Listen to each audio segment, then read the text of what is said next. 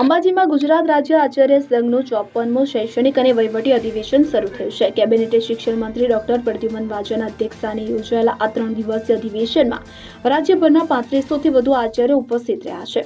અધિવેશનનો મુખ્ય ઉદ્દેશ્ય રાષ્ટ્રીય શિક્ષણ નીતિના અસરકારક અમલીકરણ અને શિક્ષણને ઉચ્ચ સ્તરે લઈ જવાનો છે।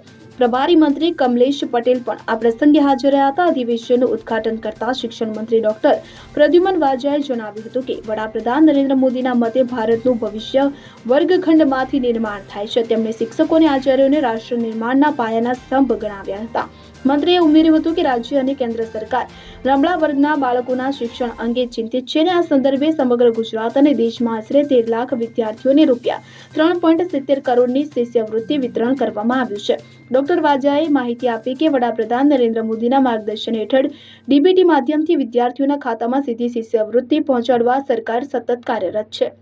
દરેક શાળામાં કોમ્પ્યુટર, ઇન્ટરનેટ, સ્માર્ટ ક્લાસ અને સ્માર્ટ બોર્ડ જેવી આધુનિક સુવિધાઓ ઉપલબ્ધ કરાવવામાં આવી છે। તેમણે ભારપૂર્વક જણાવ્યું હતું કે આ સુવિધાઓનો યોગ્ય ઉપયોગ શિક્ષકો અને આચાર્યો દ્વારા થાય ત્યારે જ શિક્ષણ વ્યવસ્થા વધુ મજબૂત અને અસરકારક બને છે। ટેકનોલોજીના યુગમાં જી-શાળા જેવી એપ્લિકેશનથી શિક્ષણ પ્રક્રિયા વધુ સરળ બની છે। Bureau report CN24 news. હવે જુઓ દેશ દુનિયાની તમામ ખબરો તમારી આંગળીના ટેરવે।